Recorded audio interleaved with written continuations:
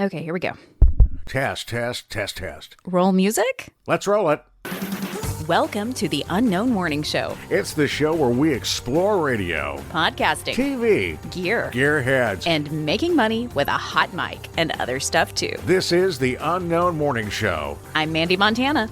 And I'm Chuck McKinley.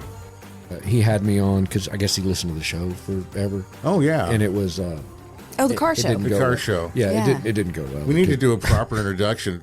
Yeah. You kind of kicked it off for us anyway, Lonnie. Lonnie Johnson with us on the Unknown Morning Show with Mandee and myself. Lonnie's a sales rep at KTBB. And to be fair about it, Lonnie, I mean, like you said, you hosted the car show. You can consider yourself a producer, right? No. Well, because I always like to say anybody that goes to the production room and presses a button for a client can be a producer. Yeah. So producer and what was the other? Well, as long as we're using that bar, Yes. I'm the best salesman in the state.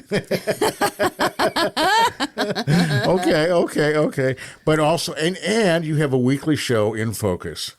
Yes. It's a public service show that Awesome. we run on KTBB, and you are the host of it. When John Sims passed, that slid on your plate. And you Really kicking it off, Chuck. and you do a great job. Super popular. You do a good job. You know, that stuff is hard to do. it's so hard, Chuck. It's so it's not it.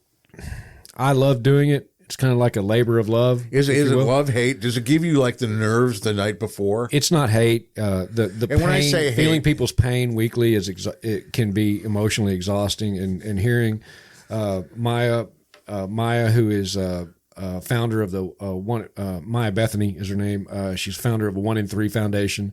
The 1 in 3 Foundation basically says that 1 in 3 women get molested.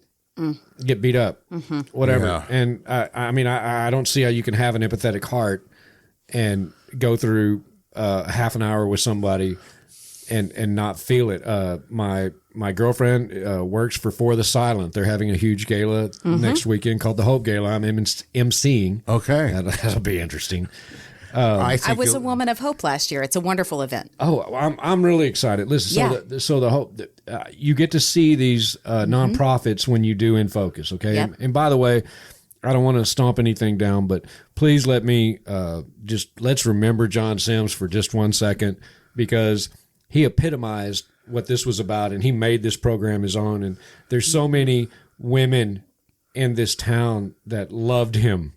I mean, truly loved this guy. And I miss him. You know, I miss his attitude around the station because he was quirky as hell and he was weird. And, of course, that's not popular to say. But all of us are. I think mean, so. you have to be – there's a certain bit of narcissism in anyone that turns on a microphone. Prove me wrong. John and I were far different people. Yeah. You know, we couldn't be more diverse in the way we approach the world. And I'm jealous of that sometimes, but so my interests are different. And when at first when I began and I really wanted to honor John's memory and keep that going, it was more arduous to continue to do it. Of late, I've started to realize maybe I can do what I want to. The real problem is though, as you guys know, 30 minutes in radio it's fine for I don't really even know what, but you kind of need an hour for an interview. You can't, at the very least. Some of them I could do too. Like coming up this Christmas, I want to do a special on coaches, high school coaches, and how they affect the children that they coach, and then the fathers of athletes, like a couple of them, like our guy, what's our producer's Patrick name? Mahomes? No. Yeah, he's going to come. Actually, I got it. He still wouldn't come. I know his uncle, and I still couldn't get him on the show. But my point is that I want to try and do things my way a little bit. And my interests are John's. He just did it right. He did everything he did correctly. And so I think that's how this show was set up. And that's the thing. I want to engage. Yeah. With the subject, and I realize that it's just a 30-minute, show for the community, but it's hard for me because my natural instinct is I'm empathetic and I'm curious and I want to understand For the Silent. One of my favorite, God, I've worked with East Texas Crisis Center since Erwin and I started doing the show. The car show? Yeah, 26 or right. 2006 or something. So, I mean, Jeremy, I've watched Jeremy grow up. He's awesome. He's unbelievable. And now he's like a man, and he was a kid. And of course, I had him record PSAs years ago. I know what you mean. And then it's neat to see him now as he's evolving. Yeah, he's blossomed. He really has. Lana was amazing as a director, but Nicole has just had this amazing effect on Jeremy specifically. And we're talking on nonprofit. That's funny, but so my girlfriend, you know her. Yeah. So she works for The Silent. I didn't realize that she'd moved over there. That's an awesome fit for her. Oh, She's incredible. God. Oh my God. With Becky, their director. Becky's incredible. It's incredible. And that's this gala this weekend. They asked me to MC it, and I got lunch with Brian Houston at Monday to get a spreadsheet on what not to do. Oh yeah? Yeah. You'll be fine. Yeah, I'm concerned. As we age, we get slower, and I've started to notice that as far as like in radio, when you're good, there really are no mental blocks. You blow right through them. If you have a mental block, it was 6 miles back. You're already over here. Sure. And so, I don't want to screw it up. And so I've got that going. But the Hope Gala, the For the Silent, for those of you who may hear this and want to contribute, they help the people that have been sexually trafficked. And what I found out is that's not just little girls like we want to think. That's grown women. That's grown men. That's everything you can think of, and it's horrible. And of course, and it's not just somebody picking up somebody in an unmarked van the way it was when we were all kids. It happens online frequently, is what I've learned from Becky too. It happens on our phones. Yeah, it happens on our. It happens to rich, poor, tall, short, fat, skinny. It does not matter. And they have such.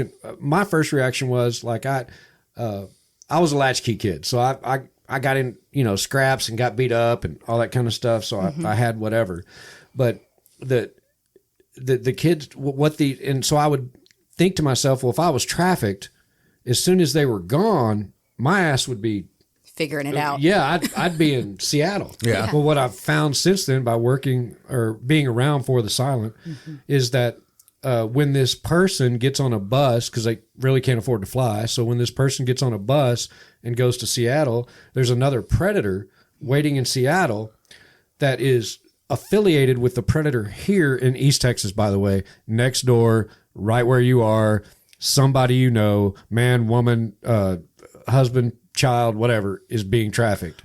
And it could be by their parents.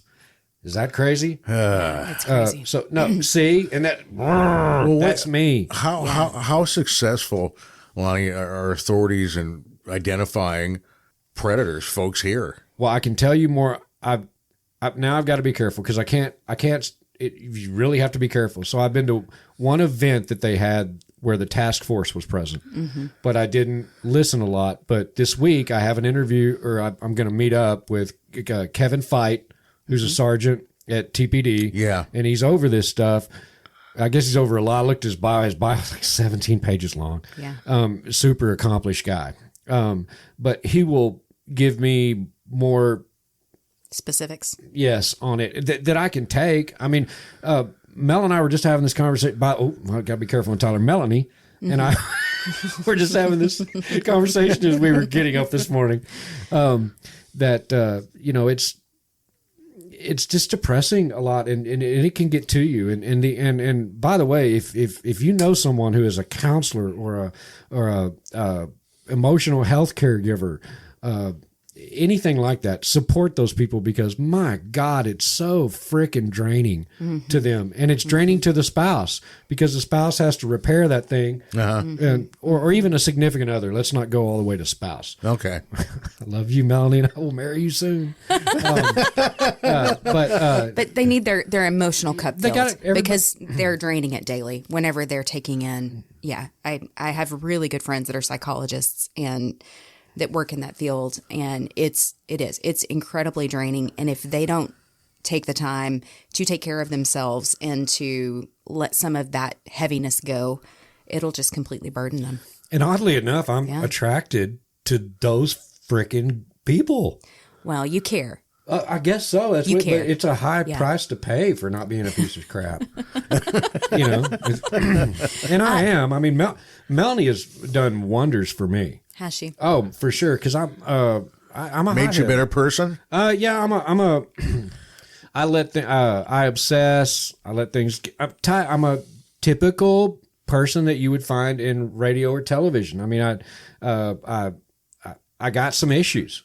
You know, crap bothers me. Oh yeah, you know what I mean. I can get hung on something, and she's just. I'll tell. Can I tell a quick story about her? That just absolutely. Amazing? Okay. Yeah. So she was, and now she's gone, so you can't get in trouble for this. So she was in she was in TISD for 30 years almost, right. Mm-hmm. And a counselor for like 6 of them. So one day, this little boy was sent to her, and he'd gotten in trouble with the principal. Because I guess there was a popular song at the time. Surprisingly, I wasn't aware of it, but get high every day, I get high every day, I get high every day, or something like that. So okay. I never heard of it. Yeah. But the kid was singing it around school at the Jack, I guess, is where it was. Okay. So yeah. Going down the halls, you know. He probably saw it on TikTok. Heard his dad sing it. Oh. Okay. Yeah. So, you've got a choice. In life when you come into this, like I'm going to correct the kid, and it might be I don't know, some sort of misplaced discipline or whatever. But Mel visits with the kid for a minute. Melanie, by the way, Mel visits with the kid for a minute and teaches him a new song. Teaches him don't smoke weed every day. So he walks down the hall singing "Don't smoke weed every day." I don't smoke weed every day, which you know, instead of the kid getting in trouble, yeah. And having to start that, because when you're a kid and you get in trouble, your mind, I'm convinced our experiences secrete some kind of endorphin that makes us think like that from then on. So if you're a young kid, like in elementary school, and you constantly get your ass in trouble, then you're always going to feel like you're going to become that defensive person. Yeah. You know, but if you learned this song from Daddy, did Daddy get called? Well, Mel said you can't do it. You're going to get your daddy arrested. But instead of, I mean, you know, she was true with the kid, but what affected my opinion of it was the kid left on a positive note with a positive message instead of, you know, suspension or in-school suspension or sitting there at a desk like I did, you know. Yeah. People don't realize either. You saw Ted Lasso, right? Yeah. Okay, so remember like 3 times. Okay, so you remember there's the episode, it happened a couple times, where Roy gets sat down about his niece, right? Yeah, because she's cursing. Because he's cursing. And of course, he doesn't have a clue. And then, of course, it's pointed out to him why. You know, and I think as adults, you know, you can sit there and say things and do things in front of kids, nieces, nephews, whatever. And then you either, you know, I can be, when I'm driving, I'm really loose-lipped. I mean, really bad. You? I've not ridden with you very much. Are you? Yeah, I'm telling you, this guy, he comes across as kind of low-key, but he's got moments, and you can look at him. He looks like a hockey puck. That's one way to put it. That's Finished right. carpenter, hockey puck, nicknames for Chuck, tally. Rolling Maybe out. not. No, but, you know, we have these things where, you know. You grumble a little. Everybody grumbles a little. You've grumbled at me. So I never grumble. Yes, you've grumbled at me. Do you know what I do? I used to get really angry whenever I was driving and somebody would cut me off. Yeah. And then I had kind of a Melanie approach to it. I realized that wasn't doing anybody any favors. And it really just upset me more by getting like really upset. So now this is going to sound so cheesy. But I actually take a deep breath and I go, that something has happened to that person today.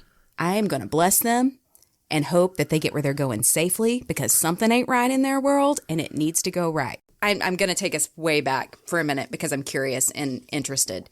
I think it's really an interesting thought that you're taking In Focus a slightly different direction, away from just nonprofits and having a community conversation. And the reason I think that's so interesting is because that's what I love about radio. And I don't think there's enough of it anymore where we're actually engaged with our community. There are stations that try to do it, and then there are some that, you know, just check that box, community affairs. We did the public affairs program at 5:30 on Sunday morning to meet our FCC requirements, right? But the idea of you bringing in coaches and potentially athletes to maybe have that conversation about the impact that they have. I think it's, coaches can have a positive or a negative impact on children. Well, and a massive one in either direction. My son's coaches raised him more than I did, just because he was so driven in high school that he was gone from 6 a.m. until 6:30 at night, comes back, plays PlayStation for an hour. I don't know, whatever he did for.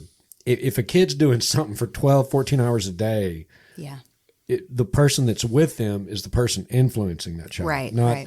That's my thing about, we share this, I guess. I can't be disingenuous on the air. I mean, I'm not that person normally. Well, you're not wired that way at all. I'm just not wired that way. So I can't build a wall on this stuff, and I want to know. And that's why the biggest, impediment for me personally has nothing to do with the station or anything else, but me personally is the time limit. Yeah. So I think I'm going to try where I can record it and cut it up into 2 parts, because there's no way I'm worth more than 30 minutes of air a week.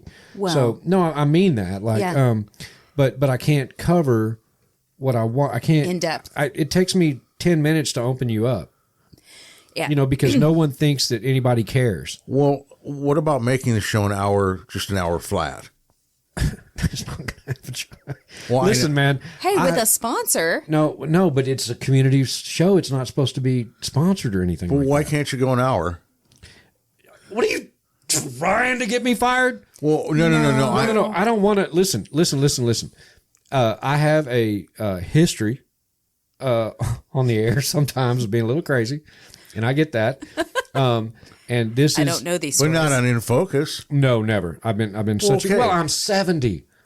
You know what I mean? It's a huge, the 30-year-old Lonnie versus a 58-year-old Lonnie is a completely different human being. Yes. But no, I think what I've asked our producer, I don't want to give his name unless you do, but whatever, our producers, if I just recorded for an hour and then we halved it up and ran it, that way you can go to the website and you can get it for an hour, or they can put it in the form of a podcast.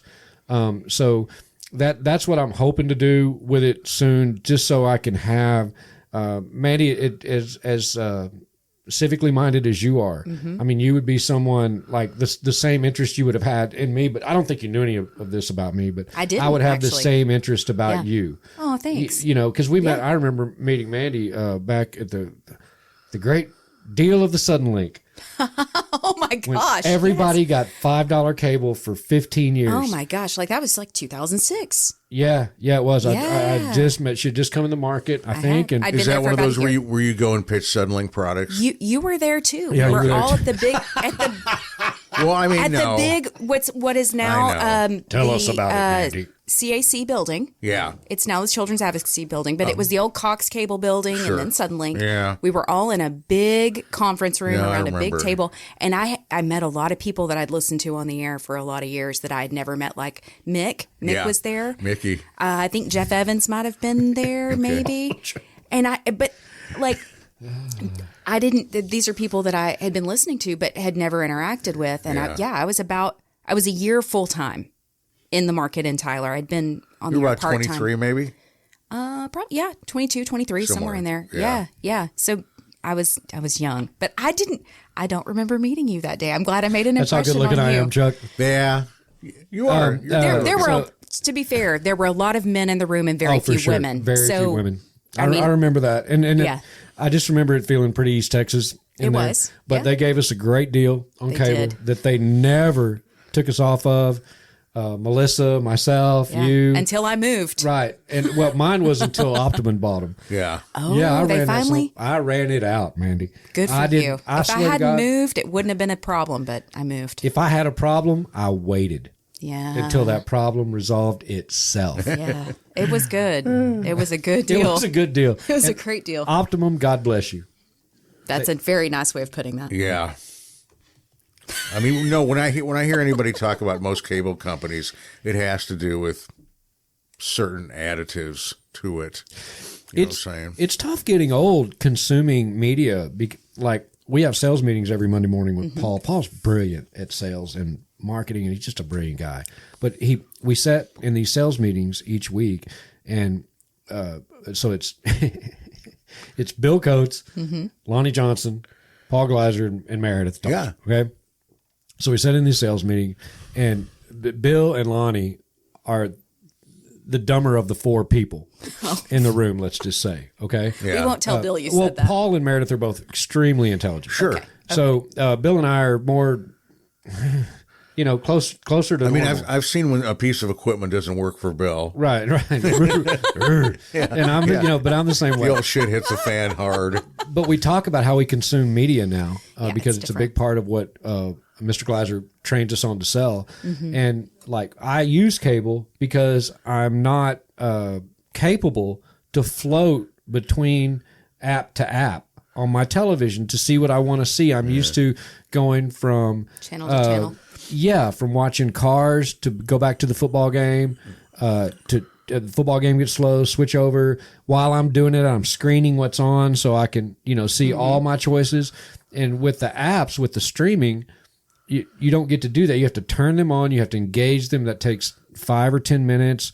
I mean, I'm getting older, and it's just hard to get it all. But Paul, who's older than me, I think he's cut the cord with cable. I think Bill Coates and I are the only people in that room with cable, and we both say when asked why is because we're too lazy to learn the new way of media consumption. Well, sports teams, and I'm surprised it hasn't happened before to where sports teams would not align themselves to either a platform. I'm surprised we're getting what we are still on terrestrial TV. The Dallas Stars have something when Bally went up.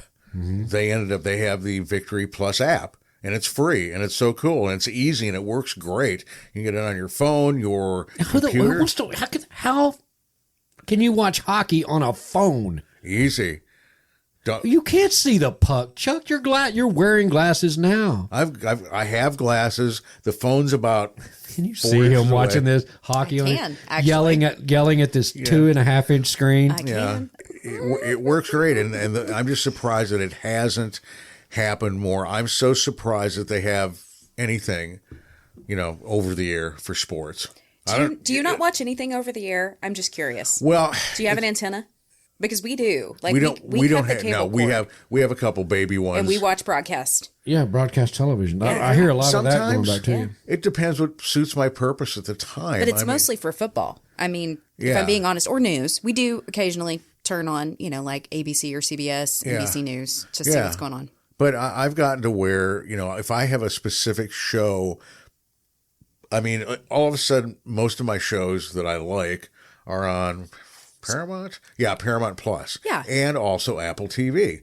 Yeah, I like the streaming networks for entertainment. Yeah. But really the only way I feel like I can get sports is broadcast at this point. You have apparently a comment about that. You've reacted. It was hilarious. No, I'm so sorry, man. I'm so sorry. We were watching House of Cards. Yeah. Last night. Okay. Mel and I. I still haven't seen that, and I've heard it's amazing. Real? Oh, gosh. Yeah, It's Oh my really God! I'll good. put it off. But what's weird is everything keeps repeating itself. But I'll move on from that. I want to get back down in that. I love crap. Michael Kelly in that show. Well, here's He's the best henchman ever. we've all seen Yellowstone, right? Yeah. Enough Okay. to follow what you're going to say. Okay. The redheaded kid in Yellowstone plays an Arabic terrorist In House of Cards? in House of Cards. I feel like you're telling me. The redheaded. The guy got busted up in the rodeo and all this He kind of plays a stuff. Came back. He plays a terrorist. Plays an Iranian terrorist. I feel like we're having a Mickey Rooney conversation It was about nuts. breakfast at Tiffany's Yes. and how inappropriate that is. And Just okay, we can move on. That I'm sorry, and that's No. another. I just couldn't. I was just staring at the television. He had the knife. They recreated this scene. Remember when they were interesting.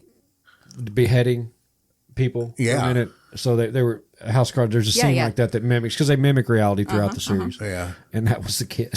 Wow. Hey, speaking of shows that mimic reality, do either of you watch the morning show on Apple TV Plus? Yes. No.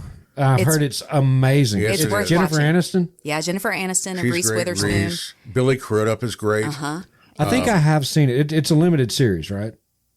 There's another Season coming? Yes. Oh, yeah. Thank Okay. you. I was like, what is the word? Season? Yeah, I think season 4, I believe, is like what they're making right now. Oh, good. Yes. I think there's 3 seasons out. Yeah, but it's It's phenomenal and interesting in that way, because if you're watching it kind of as current affairs, they're about a year or so behind, maybe 18 months behind. But it's interesting how they reflect, the news. Yeah, you can be a writer now and write about today and it'd be applicable 15 years later, because it's wild. Crap doesn't change anymore. Yeah, well, when you read about history, and I forgot her name, I'm going to fish her out. Don't read history. There's a particular writer. Oh, I know who you're talking about, because you've told me Mia about Angelou? her before. Heather Cox Richardson. Yes, you've told me about her. She's a historian, and she has columns. It started about, I think, 10 years ago. And usually once a week, she'll have one of her columns delve into history and specifically tying it to today. And it's really interesting and sometimes even a little scary on how things, go like that. So anyway, that was just my mention of that. So are you really thinking about making In Focus a podcast? I know I keep coming back to it, but I guess I am just really interested in. I think it'd be a good move. Well, I want to give Paul whatever. I don't want to do anything outside the station. Of course. Okay? Yeah. No, I see what you're saying. But for me, honestly, I think it makes sense. It'd be so much easier for me personally speaking, which it's all about me. No, it's not. You're clearly civic minded, but you want to tell the story. Yeah, I want to get the people to a point where you can feel their feelings. Yeah. Okay. I want to. It's great if I have the Mentoring Alliance. Okay. I have the Mentoring Alliance. Come on. Well, they've got so much to talk about, and what I really want to get is like one story about one kid for a minute. That we talk about Danny for 45 minutes, and then kind of wrap it up on both ends, to beginning to end. Okay. But 30 minutes is not enough time when you have. It's been my experience in radio. When you have 30 minutes, my mind immediately goes to all the things that have to be cleared. I have to give the numbers out, the emails out. I have to I have to get an introduction in. I have to do all this. So my mind is honestly not present. It was like when people would talk to me when we did car show remotes. Yes. I would go to them and tell them before the remote, if they were friends of mine or whatever, like, please don't judge me on how I react to you while the show's going on. I'm going to be very plastic. I'm going to be looking through you. All the things that I freaking hate that people do. I'm going to be looking over here, thinking of this, doing that. So please don't have that. Don't let that be your impression of me. Let's go out and get a beer, or let's do whatever when I'm not doing my job. Yeah, but that's being professional, doing your job, and trying to keep the oars in the water too, right? Yes, but especially if you're doing a remote. I get it, and that's more. And I used a more complicated example. But what I'm saying is, what do they call it? What do they call it in the business? Not shop. It's not shopkeeping. House cleaning or whatever. Housekeeping. You got to do your housekeeping. You're like your checklist of things. You got to set your stuff. Who, what, where, when, how. Cover the basics. Make sure you get the phone numbers. So I work with a bunch of traditional journalists. Remember this. I mean, Jeff Rourke is a by the book kind of guy. But I see what you're trying to do. You're trying to get under the surface of people, and that's difficult to do in the first 10 or 15 minutes because you're still gaining trust. Correct. And you're letting them gain trust with a microphone because they're not used to being in that type of setting, and it's an uncomfortable setting. And so the longer that they're there, the more comfortable they are behind the microphone, and the more comfortable they are with you. I know because I've seen it happen in this room a lot. And I had a similar experience interviewing families with Children's Miracle Network for it was the 25th anniversary on Mix. And I had the families come up here. So they'd been to the radio station for years and years, on the air, kind of a quick 3-minute interview, and you're trying to get to that point where pulling the heartstrings so that you can get the donations in, right? Yeah. You can't do that in 3 minutes, and especially not when you're going from Bruno Mars to Katy Perry on a pop station, and you got all kinds of kids running around and being playful. But up here in this setting, I could sit them down, and for 15, 30 minutes, it kind of feels like a counselor's office in here sometimes. I could get to the heart of the story and then edit it down and take 30 seconds or a minute to play back on the air over there during the middle of it, where it was the actual, this is why you need to give. This person saved my kid's life. and you can hear the emotion in their voice. I know what you're doing. I appreciate it. That's what I'm saying. Like, I think it's worth your time, and maybe you just need somebody to help you edit it down. But well, that's why I also thought about my last or my earlier statement when I was having fun with the other mediums doing it. Yeah. I got to thinking, well, if I only had 30 minutes plus I had a camera in my face. Yeah, it's know what I mean? So that's a lot to ask. And I think that's it. And yeah, I'm not a good, you joked that I was a producer that almost, you punch buttons. You just I know I have zero skill. Like I type like with fingers. I can't. Jeff uses Audio Vault. Okay. I can't do that. You use Audio Vault. Okay, let me tell you something. I could sit down. I would be willing to sit down with you some weekend and teach me and teach you how to do We're friends. How to do Audacity. He said he wasn't willing to learn how to use streaming on TV. Yes, Chuck. I don't know that you're going to have a willing participant. This is all I have. In other words, we would sit down and I'd say, "But Lonnie, you have to take the blinders off if you can learn." I forget. I don't know how. And by the way, this is what I love about podcasts. I'm teasing you. I know, but this is what I love about podcasts. This is why I was excited about coming on yours. Because again, it's on the second podcast I've been on, but it allows you to kind of roam, be honest and be real. And look, man, I don't beat myself up because I'm not a producer. It's not. I don't have that kind of mind. I have a artistic mind without talent. I understand. Okay. So that's different than you've got an to be analytical able to, mind. You've got to be able to sit there and pull up and know, for instance, you can pull up, let's say, for sports, a Jerry Jones 1 minute clip and know there's 20 seconds of meat there somewhere. With Jerry. I can be light. I can put people at ease. I can occasionally make people laugh. That's what I can do. That's it. And it that's a big translates to deal. Sales. That translates to on air. It's not like I'm a. Well, and you have a natural curiosity about you too, which I think translates to both as well. And I mean, I think it's helpful in life in general. I think that's the only reason Paul hired me is I think he saw that I had a curiosity because I'm not that talented. I'm not that great of a salesman. I think he wishes I was much better at those things. But what I did have, I think he saw that I cared. Period.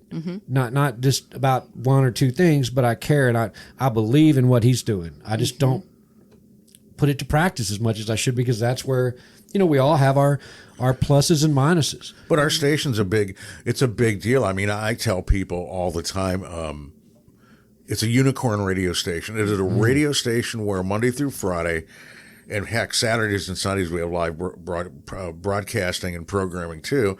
I mean, you don't hear time checks. You don't hear weather. When we did the car show on Alpha's stations, we did. So I didn't know you did that. Well, I got let go in 2015. Oh, I know what that's like. Okay, and my husband worked there for a short period of time. You might remember. Okay, well, not by Alpha, I do. and it was from Paul. Yeah, Paul was nice enough to let me go, and he calls it my gap year. That's really cute. A couple of years I wasn't there, and Alpha approached us about doing the car show on the ranch, and Harlan approached us, and I was listen, Harlan. It's a talk show. It's a stupid talk show. You've got music going on. How these people are going to freak. Yeah. Well, it turned out it was great.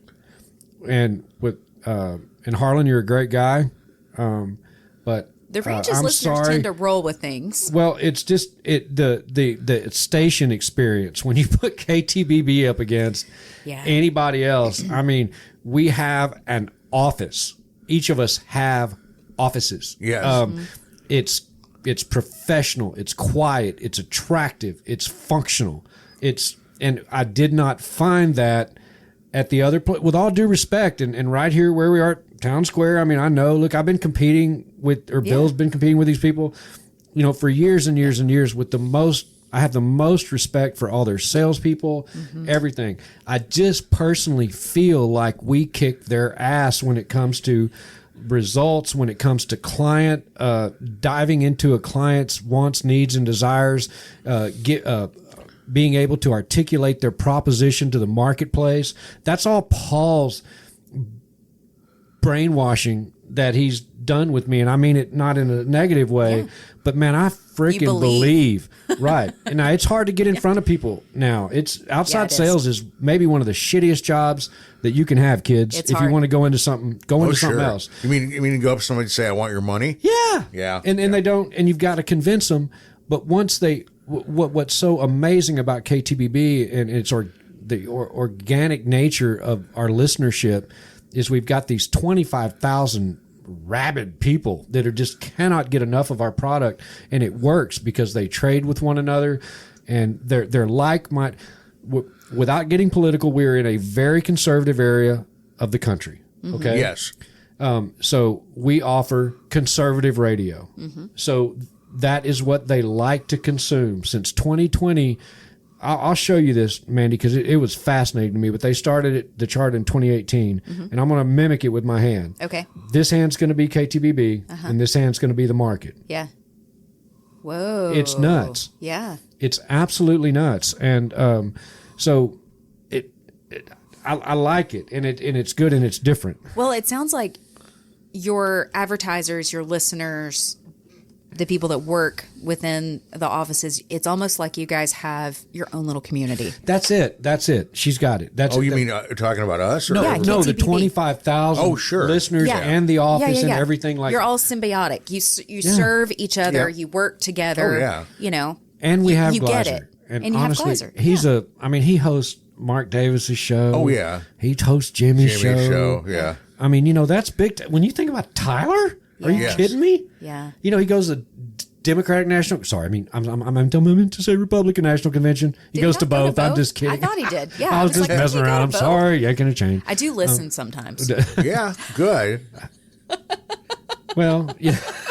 I have to support my friends. Right. See? Yes. If I'm in the car at 5 o'clock, it goes on the AM. Thank you. You're welcome. And that's we also broadcast on FM 97.5 FM. If anyone wants to know that, it's a very strong signal. Might want to make a note of that, Mandee. I should make a note. Yeah, you came in 2006. I think 2015. That's when we. Yeah. Always get the proper calls and everything out. Well, there's just the old thing. I mean, whatever you're doing, whatever you're saying, if you're talking about your current place, I'm with KTBB, just so they know. It's just it's a interesting market for all of us. And Mandee, there's not too many of us. What's funny about like you, myself, Chuck, people don't stay in radio very long. Either they're in there forever, or it's a big rotational thing constantly. Because I guess in this market, I was told that usually if you're young and super talented, you move up, which I did not. Sure. Nor did I. I did. I mean, in all fairness, I wasn't young. You moved around before you got here. I did. I moved to Milwaukee radio for 4 years, then came here. Roger was big time. Good.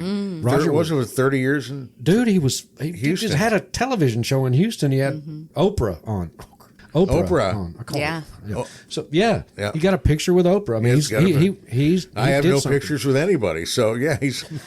And then you have a picture with the Bellamy Brothers. That's right. Me, you, and the Bellamy That's Brothers right. at the Northeast Texas Music Festival. That's exactly right. Yeah. So take that, Raj. Johnny Rodriguez offered me moonshine out of the back of his truck at that same festival. Why did that happen? Because we're country. There's maybe 5 people that know who Johnny Rodriguez is that's listening to this. Really? No. But you're not a country guy. He's a classic country artist. By the way, tell me a little bit about Chris Colston. I don't know anything about Chris Colston. Okay. I'm sorry. I don't either. That's okay. I didn't mean to set you up like that, Chris, but no. I don't know anything either. I apologize. I'm not into current contemporary country music much. There are only a couple of artists that I really have gotten into, and even when I was on KNUE from 2014 to 19, I did middays on KNUE. It was not my preferred format. I mean, I have respect for it. There are some artists that I really liked. But what did you do before you did it? So we met you KNUE? When you were 23, so you couldn't have done much. I mean, you were 23. Okay, so I started when I was 18. Okay, so you graduated?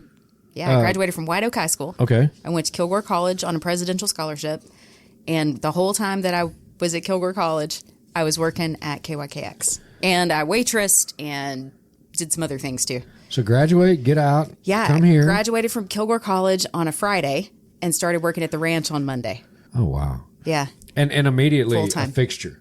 Yes. Oh, that's You know what I mean? kind, Lonnie. And why did Thank you? No, That's and kind. I sincerely mean it, and I know it because of just being around, because I don't consume terrestrial or any kind of modern country radio. Like Yeah. I like Tool and Charlie Pride.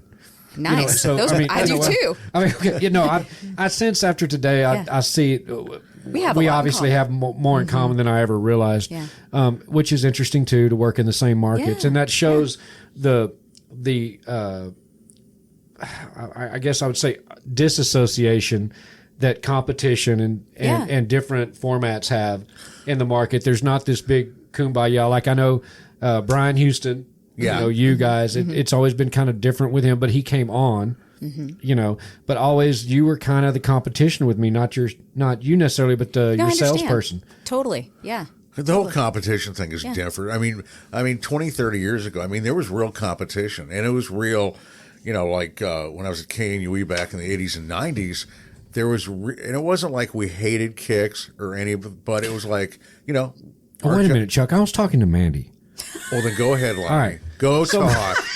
Go talk. Hold on a minute. No. He gets to talk to you on the regular. Yeah, he doesn't get to talk to me I see very 5 days a week. Just give me a second here. Well, then I'm going to sit here and just drink my coffee. So, Mandee, this was my question for I'm you. not first question guy anymore. When you actually got in it, is when the medium really started to change most dramatically. Yep. So you've seen the most dramatic change in the short amount of time. I really have. Based on your career. Yep. So what are your thoughts? What do you see the differences? Well, I started a podcast.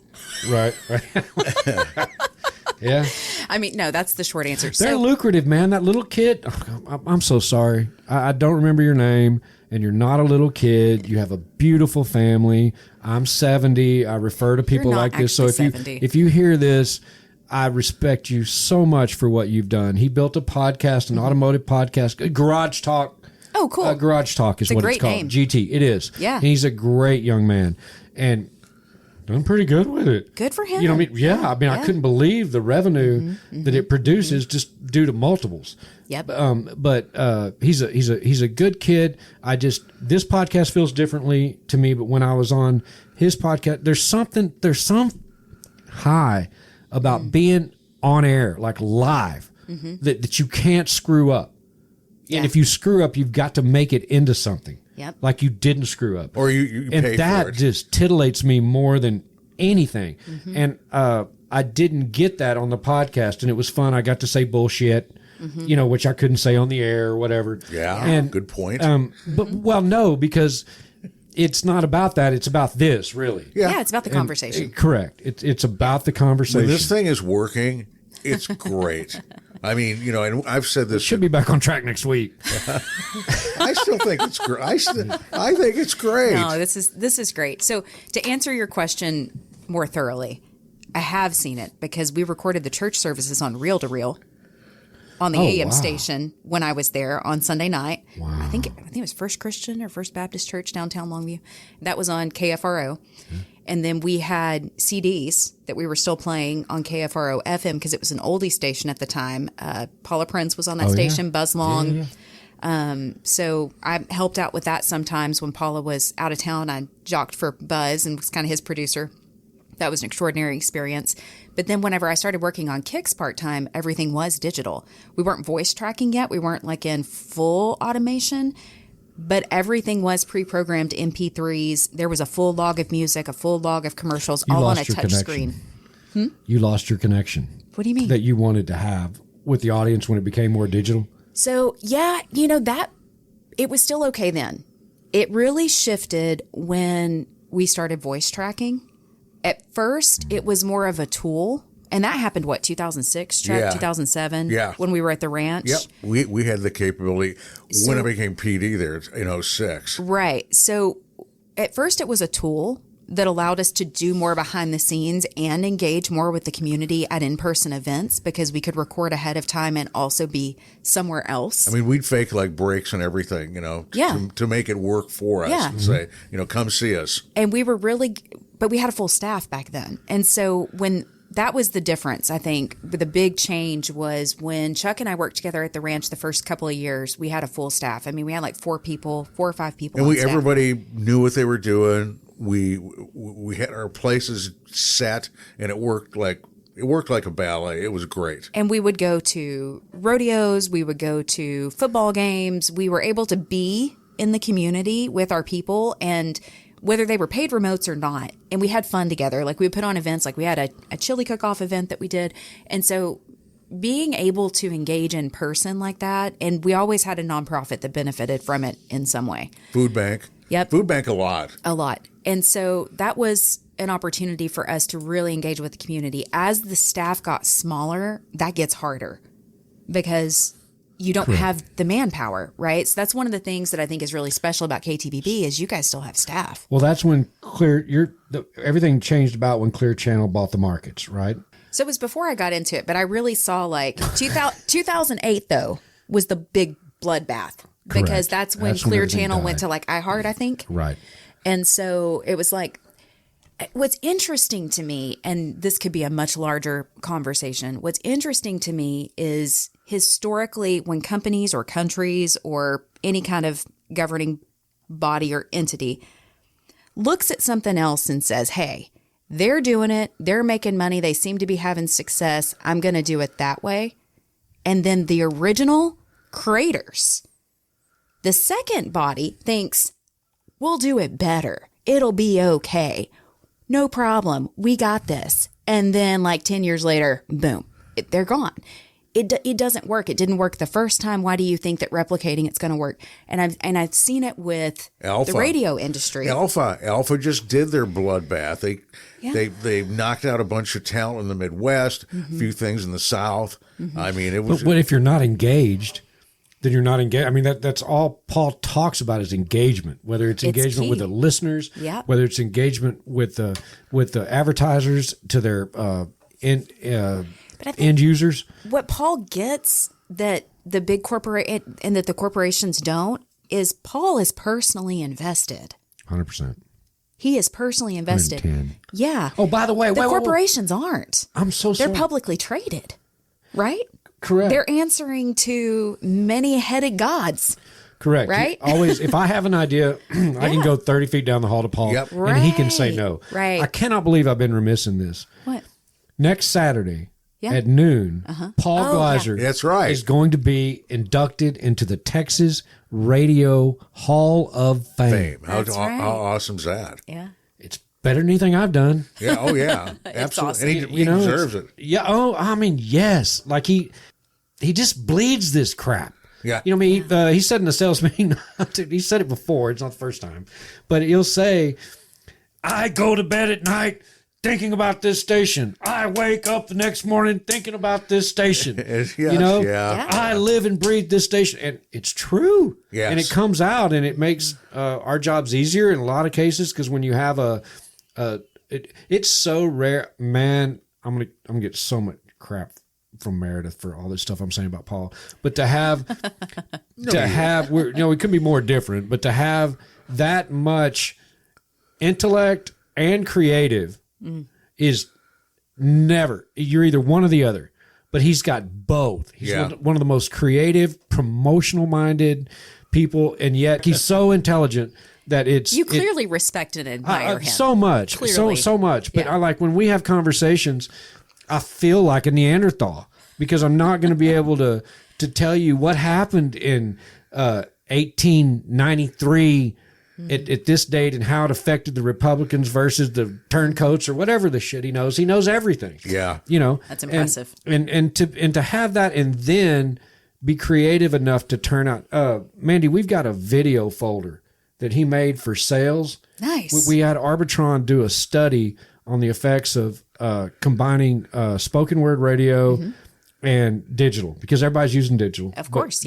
But I'm telling you guys, digital is peaking a little bit. I haven't ever sold against it, but it's peaking a little bit, and it's far more deceptive in its ratings ability than radio that has to be rated by Arbitron, Miller Kaplan, all these things. If I say we have 25,000 listeners and I'm talking to you out there selling you, we have 25,000 listeners. If the most downloaded app right now in the world are ad blockers. And if you I can download an app to block ads on my phone. Yes, on your computer. and your phone. Yeah. And so I need to Google what is this this. podcast called? The Unknown Morning Show. Okay. The Unknown Morning Show. Yeah. Say I looked up Unknown Morning Show on the SEO. Okay. Search engine. You're not going to find it. Okay. Well, we've got some work to do. Give it, girl. Just give it. I'll have Mel will be on the show. It'll be all over the place. Okay. But I lost my train of thought. So you have your search engine optimization. So you put in the Unknown Morning Podcast, and all of a sudden now I'm getting emails and all this shit everywhere, coming in.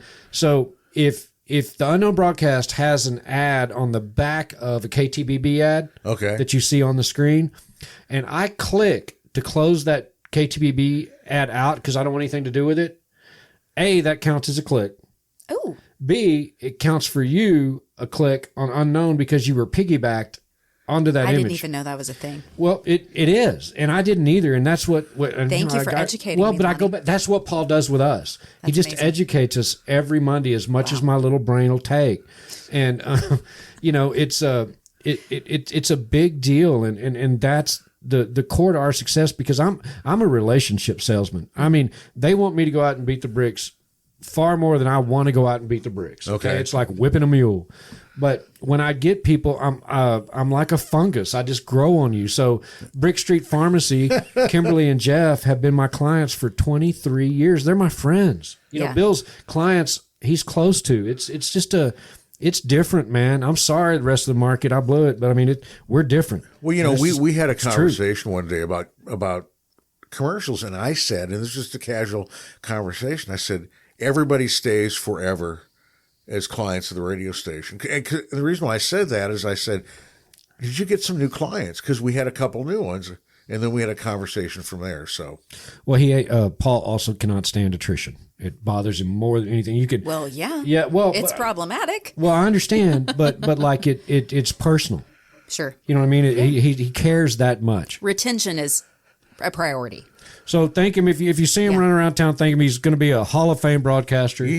And I got to go from that to this whole gala thing. So you're going to be amazing. When we first started the podcast 16 hours ago, we were talking about the difference between Tyler and everywhere else. Yeah, and that's really it. They've developed special long-term relationships that you don't develop in a metropolitan area because you're just too scattered. Yep. So I'm not going to go see my friend if he's 45 minutes away as much as I will if he's 3 minutes away. Sure. Makes sense. So they all would go to the lake or whatever. No, when the little kid that dated Maddie, Brooks. That's where I saw you guys out at Brooks's place. Yes. He had some get together. So it's crazy how and the Mel, crawfish boil. What's funny is when my friends Donald and Lori and there's too many lists. You know them all though. But they found out I was dating Mel. They were all like, yeah, you're dating her? She's crazy. Upgrade. Yeah. Oh, she's crazy awesome. She's crazy awesome. No, and she would. She is. She wants to do a podcast called What the Hell with Mel. And so Mel is. Well, we should go to lunch. I can help her get started. Well, I would have her on. I think you guys would but you would need to direct the conversation to get use out of it to helping people. Well, I could put her on Celebrating Women pretty easily and have her help people. The other podcast I do. I did too? No, I didn't know you did too. She'd be a perfect fit for that. Listen, man, she would. And having spent a little bit of time with you also, I think you would, gel well. But she's just this, she's electric, man. If she was in this business, she would be a star. There's no question. Dude, when she speaks publicly, she's going to be speaking at the gala. And Becky is the same kind of way. The director of this nonprofit. But they just, the positivity. Ooh, I mean, I'm freaking negative. I woke up pissed off and went into Whataburger and got more so. Well, the senior coffee thing. The senior coffee. You got ripped off. I mean, see, if you're thinking senior coffee, I'm thinking free coffee. I'm thinking discount. You should tell the story. Do the senior coffee story. So Mandee and Chuck asked me to be on the podcast. I was excited, got up early, grumpy though. Got up early, get in my car, go to Whataburger, get a Bob and a coffee. And there's nothing more generic you can order than a damn Bob and a coffee. It's just the most simplistic order, black coffee and a Bob. Yeah. Okay? Yeah. So the little girl across the counter was Generation Z, and we all know that they're communicatively challenged. Okay? They don't project. They don't project. So here's this old man that can't hear, and I'm ordering the breakfast, and she's talking where it looks like she's just moving her lips, but nothing's coming out. And she's asking me, I finally figure out she's asking me, do you want a senior coffee? And so I'm at that point where I don't like that, first of all. And secondly, yes, I want the discount. So, right. So I say, yes, fine. Get the coffee. It's a little bitty baby cup. Like 4 ounces? Seniors can't even, we've been around our whole life and we can't stomach a cup of coffee. So they gave me a little baby cup of coffee and I said, what's this? And they said, it's your senior cup. And I said, I want a big senior cup. I'll pay for it.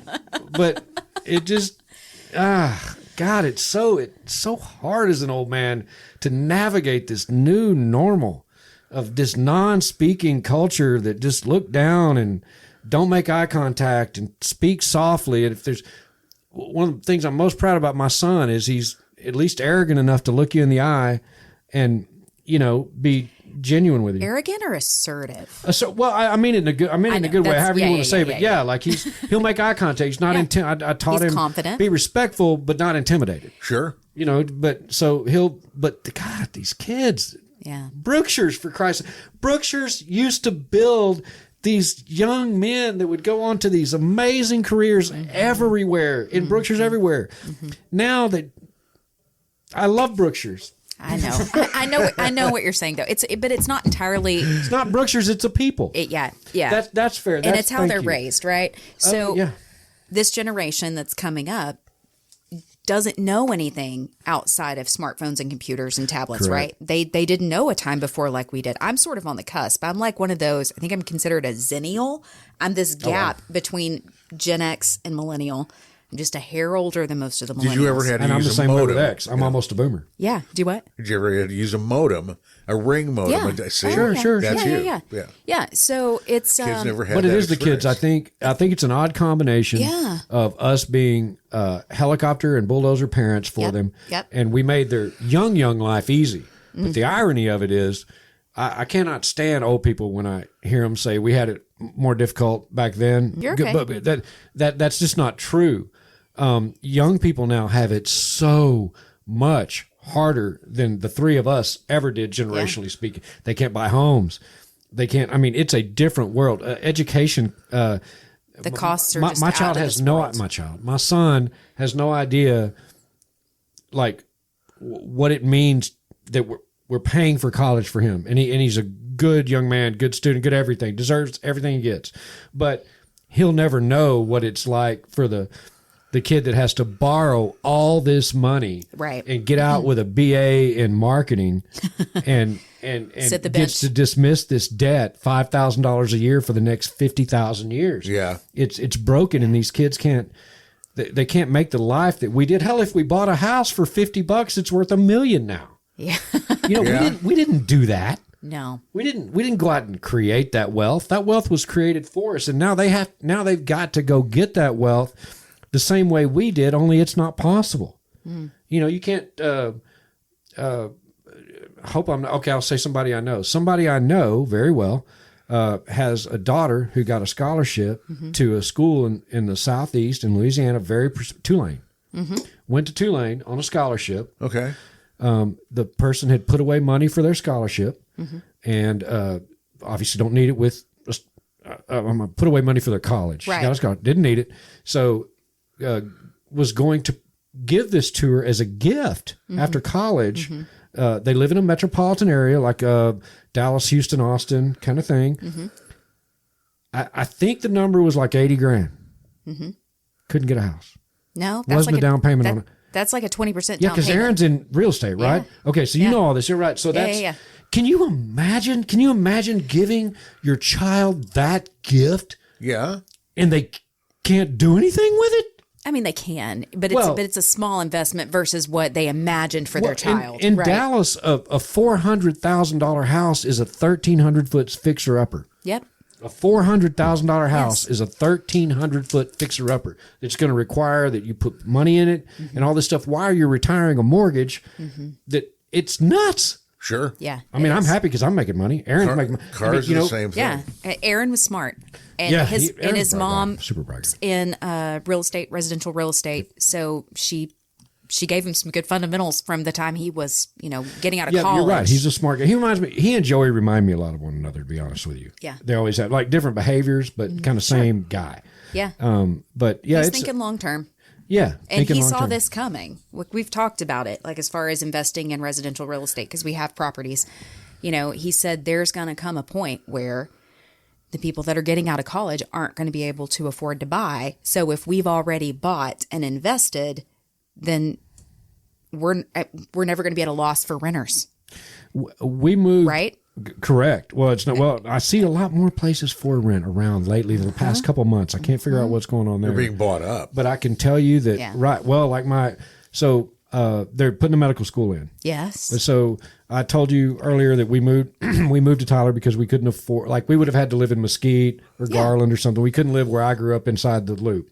Okay? In Dallas, yeah. So moved out here. Bought on a street called Victory, which is down between the Azalea and Charnwood district. It's a historic district.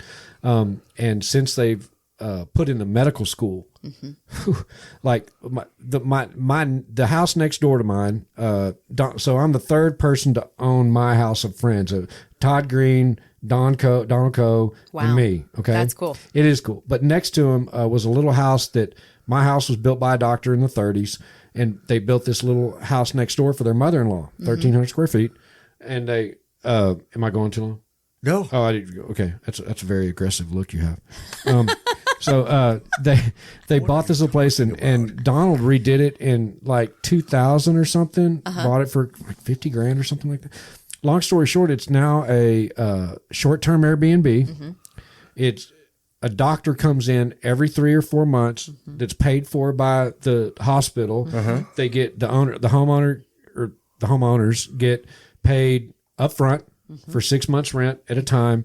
And I think that place rents for $2,600 or $2,800 a month, and it's 1,300 square feet. Wow. So I'm constantly getting calls. I got a call last week from a lady, and it wasn't you got a crummy house and we just want to buy it, and fix up and flip it.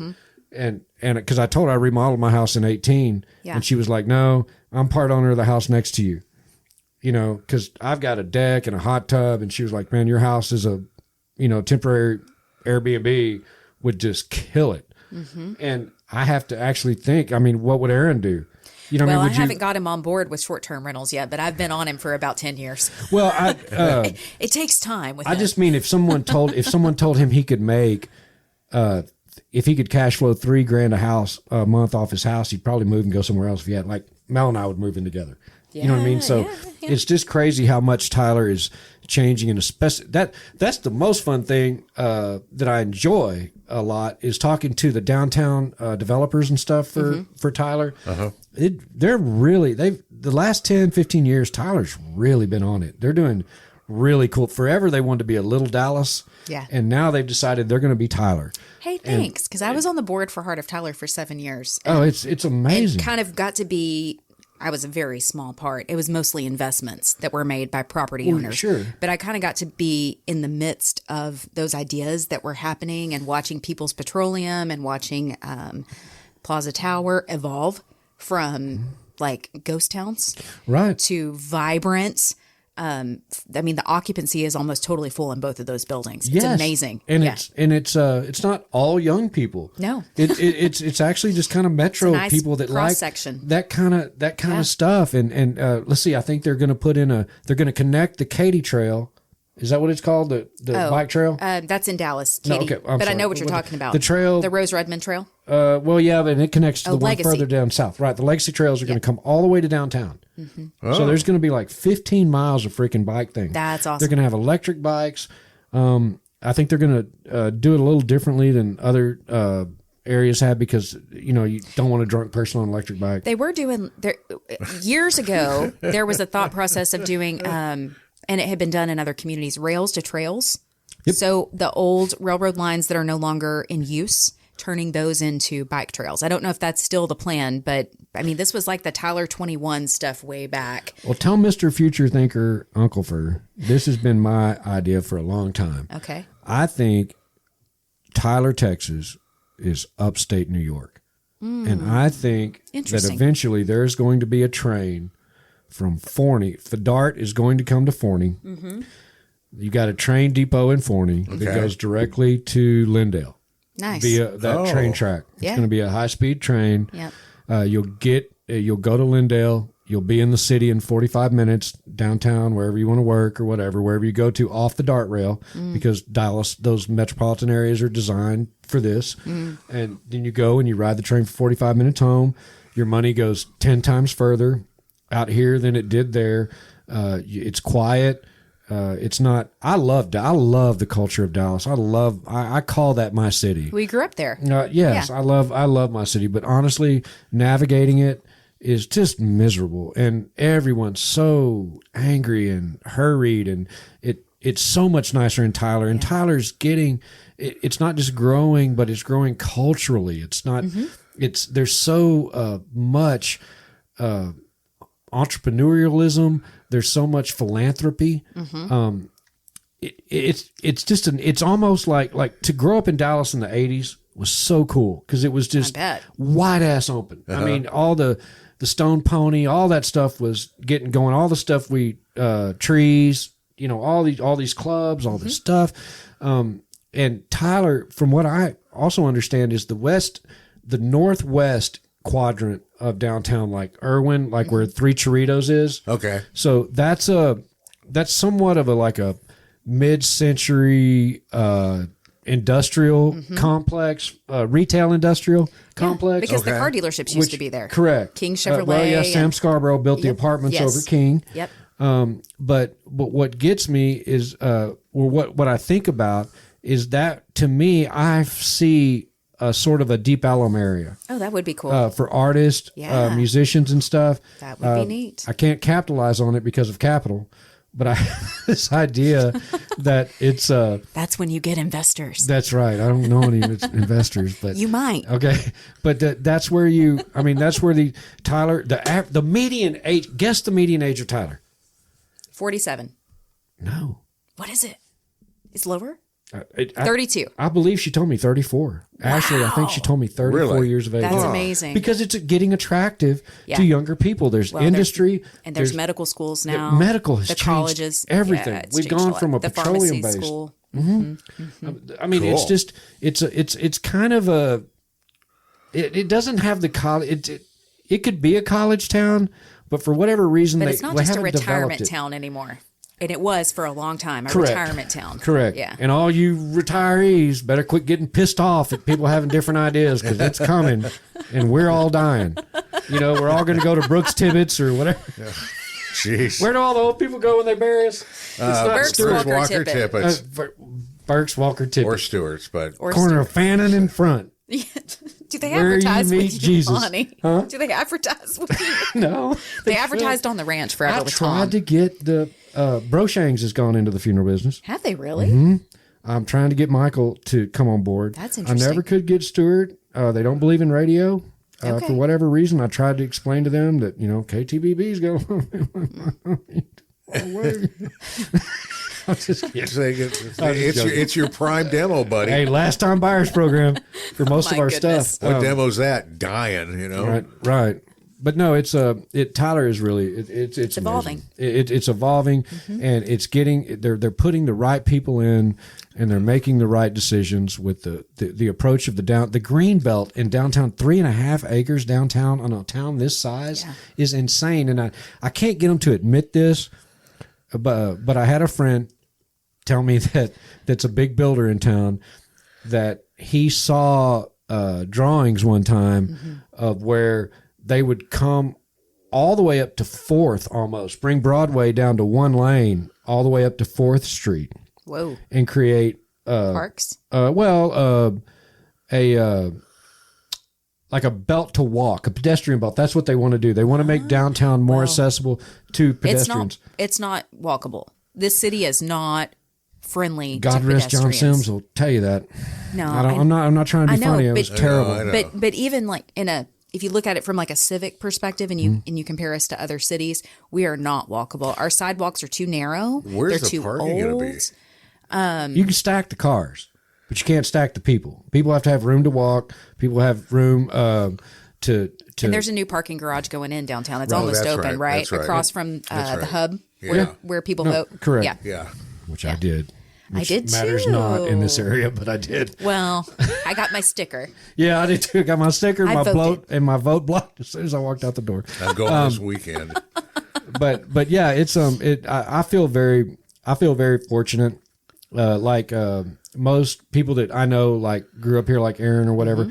Not a lot of them when they were graduating high school. Not a lot of them wanted to stay here. Yeah. You know what I mean? And certainly my son, I think when he had to attend TJC his freshman year was the worst thing that could have ever happened to him because he wanted to get out, man. Oh. He wanted to. They don't see it yet. They've got the He want world his in own front of gap him. year? Is that what you're saying? No, he didn't get a gap year. I put that little sucker to work. Okay. I wasn't going to have another Lonnie, but I don't even want to go. My son is really a great kid. He's at Texas Tech. He's doing what he's supposed That's to do. awesome. He's in a house with his best friend. Okay. You know, I spent 6 years at TJC. Hey, if he's happy and you're happy, that's what matters, right?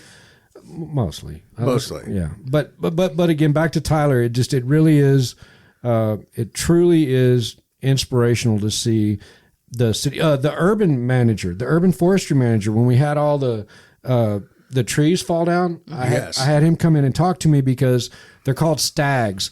So in a neighborhood like mine, you've got a doctor living next to a mechanic, living next to a lawyer, living next to a crack addict that inherited his house 3 generations ago and just lives in it and never updates it. And so it's this eclectic, grouping of people. And the medical industry may change that, where all the Airbnbs you're so and close stuff, to it. because they're gonna start buying this stuff up, Reinvesting, But Tyler's full of Nita Fran's little art show. Yeah. I shouldn't Nita Fran's art show, not little art show, but art show. I feel like that was a term of endearment. Yeah, Nita's a little girl. She's pretty small. Is she small? She's pretty small. I've She's a not- nice lady. I've She's very heard nice, lovely, wonderful sweetheart. things about her, but she's I've so never sweet. met her. She's so sweet. Yeah. But that's, I mean, Tyler has always been artistic. East Texas has always been artistic, but it's just never been organically raised, because I think the people have always wanted to profit and make Tyler as wealthy as it could be to compete with like Dallas and whatever, and be taken seriously, that they ignored all this local talent and artistry and music. I mean, when you think about all the musical talent that's come out of Chris Colston is out of Lindale. Yeah. Who else? Miranda freaking Lambert. Yeah. Right. Yeah. I mean, and Casey Musgraves. it's a Right. hotbed. Yeah, no, it I'm is. serious. It's a hotbed of creativity. I'm proud to live. I'm really proud to call Tyler my home, and it took a while for me. I mean, I've always liked it, but now it must be my age or something like that. But like, what else you want? We got one of every Brinker. We got 17,000 churches and donut shops. Subways, all that stuff, yeah. No, man, it's crap. I mean, if you want donuts and Jesus, we're your Huckleberry. Or Mexican food, we got that too. Great Mexican food. Great Don Juan's. Yeah. Big Steve and an order of nachos is Melanites. I saw Bill Coates and Diana in there the other day, and that's one drawback. To be someone like Bill, or anyone else that's just been on the air for so long and done remotes and stuff, I feel sorry for the guy because he just gets approached constantly. Recognized, I don't feel sorry for Bill because he loves it, but Diana has to sit there and put up with that. And Mel's like that with kids. Kids always come up to Mel, "You're my favorite teacher. Oh, I miss you so much." She's awesome. And scene. Yeah. Scrooge over here. So what have we learned today, Lonnie? That Lonnie likes to talk into a microphone. Yeah, this wasn't one of those things. It's like That's what I learned today. Yeah. we have not had a situation ever Go where over we've had to really push somebody. No, it's been It's awesome. not you. 3 podcasts now? Is this 3 podcasts worth of time I've wasted of yours? No, gosh, no. No. You're on par with Brian Houston. Oh. Timeline wise. Big mouth media guys.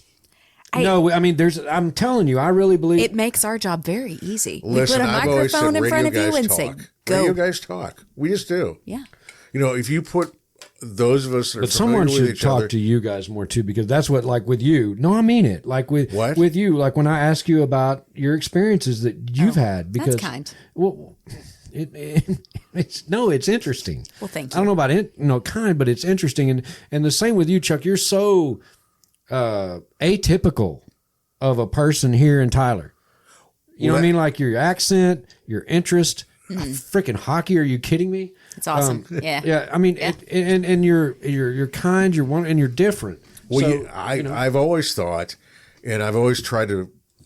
When I first moved here in '84, I would get calls when I was at KUE. Where y'all from? And oh my God, it used to drive me insane.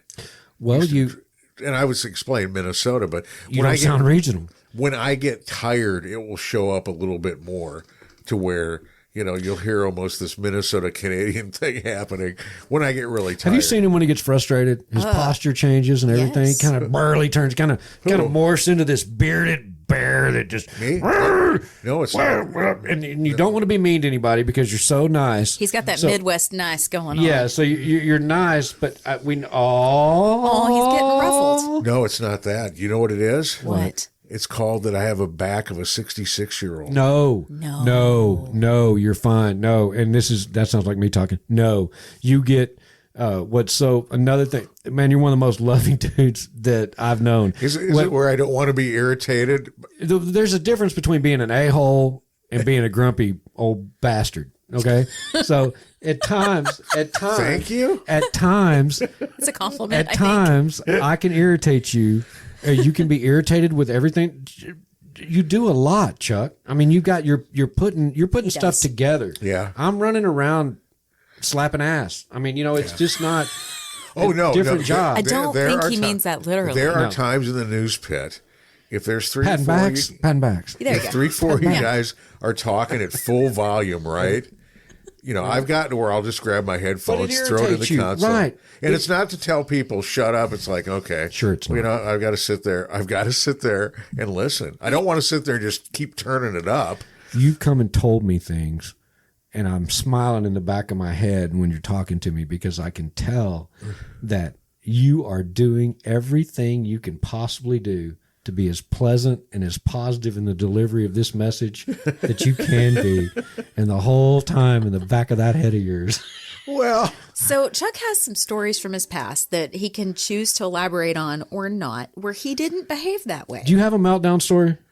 He's had his moments, I think. I haven't witnessed them. I'm saying this because Chuck has been an exceptional mentor to me. And I was in my 20s and very impressionable in radio when I worked for him. And he told me some stories about how not to behave. well, look, when I was a younger jock, I was the type. I'll give you an example, okay? That's what we ask you for. Okay. It is at least once a week during the drive at 5, right? Right. We will get a call.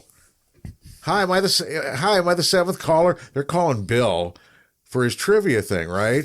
And it's been, I know, and it's been there. And Bill, the team has been doing this forever. Now, 30 years ago, I would have said something nasty like, you need to know what damn station you're listening to. I mean, seriously, I was that guy. What do I say now? I go, let me tell you the number, blah, blah, blah, blah, blah. Hey, hope you win. You have a good day now. but yeah, 30. That's it. That's it. I mean, 30. Yeah, Yes. You have a good day now. When I was in Milwaukee radio, I had a situation where somebody requested a song. I said, "Well, I just played it. I'm not going to play it again." Well, the person got angry, rightfully so. Called my boss, Pat Martin. I was at WBCS doing nights in Milwaukee, and he sat me down. He said, "It's your one chance. You do that again, and you are fired. Here's the guy's number. call him and apologize. And I said, yes, sir. I called, apologized, and one of my better listeners. But yeah, it taught me, every listener is important. And it still probably didn't get out of my system till I was 30. I think 30 was a big deal for me. Well, that's tough because I got married and everything. When you're doing your show and you have somebody call like from a different. The very first time I was ever on air, Smoke asked me to host his show with Jamie, and I had gone to Dallas to interview Parcells or to that thing, and so Jamie and I were on the air. Well, my two biggest influences were Howard Stern and The Ticket. Oh, dear God. Yikes. So I was going to bring... Hey, how did you present yourself? Tell me about that, Lonnie. So I get on. I go to Smoothie King, and I get a Smoothie King with 3 shots of whatever energy or whatever they put in. Well, I didn't realize. I thought that would be like 3 cups of coffee, but it's not. It's more like 20 cups of coffee. Yeah. So I get on the air. Jamie is super conservative and controlled. He's really, if I remember, he was really smooth on the air, wasn't he? Super smooth. Well, he's smooth in his life. I mean, he's just a controlled adult. Okay, he's just Jamie always Lance. been an adult. Because he's in Lubbock now, right? He is. He works at Texas Tech. He calls the baseball games for Texas Tech. Okay. Great guy. But he and I could not be more different. So Stern had a lot of characters on his show that would call in the White Pack or whatever. Yeah. So David had a guy that called to it on his show. And I thought... Kind of a recurring character. Yes. Well, it wasn't a character. Right. It was a an actual human person. being. But had a kind of a role that he played Lonnie, on the show. No. A real human being who cared about sports, who had a life, who happened to have a different way of communicating, we might say. Just a little problems communicating. Okay. Lonnie. Yep. I made fun of him. No. I thought it was a gag. I thought, like you, that it was part of like it was a running gag because I was so influenced by Howard and The Ticket, and it was just chaos. Yeah. So I said what I said. We go to commercial. Jamie said. Walked out.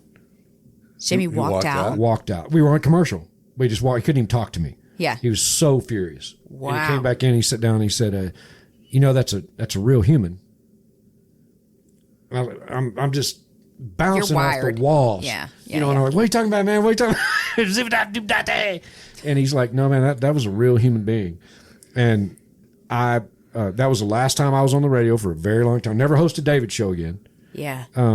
But that's the power people don't realize they have sometimes. And I was so interested in making a mark, so interested in getting attention, so interested in making a memorable moment that I did a really bad thing. And Jamie was just flabbergasted my behavior. Now I get it. At the time. Well, that's not who you are. Well, right. You're a kind, it was empathetic that day, human. But that day you weren't. Right. You're acting out of character. I'll own it. Mandee, to what you said, I really appreciate the opportunity because you've done something not too many people do, but I really do care. And I use humor because it's fun and I like to laugh. Sure. But the truth is, I would probably at this point in my life trade the community worthiness for the next laugh. Yeah. For whatever it's worth, because it's always great to laugh. It's fantastic. It's my love language. I've got a sales call that I got to do at 11. Well, why don't you wrap it up? It's been such a treat to get to know you on a different level. Yeah, you too. It's funny how we both had different. Yeah. For you to have the impression you had of me. Yeah, I apologize. No, don't apologize. But it is comical. Yeah. I mean, because now you know. Mm-hmm. I mean, it's literally 180 degrees. Well, what's been fun for me on this podcast is everyone that's come in, I've known at least a little bit, but I didn't necessarily know beneath the surface. Jeff Evans, when he was here, Jeff and I just kind of in passing a little bit like you and I, professional, kind, polite, but I've really enjoyed getting to know how civic-minded you are, how much you care about the community, the work that you're doing that I was unaware of. Like, I just really appreciate you coming in.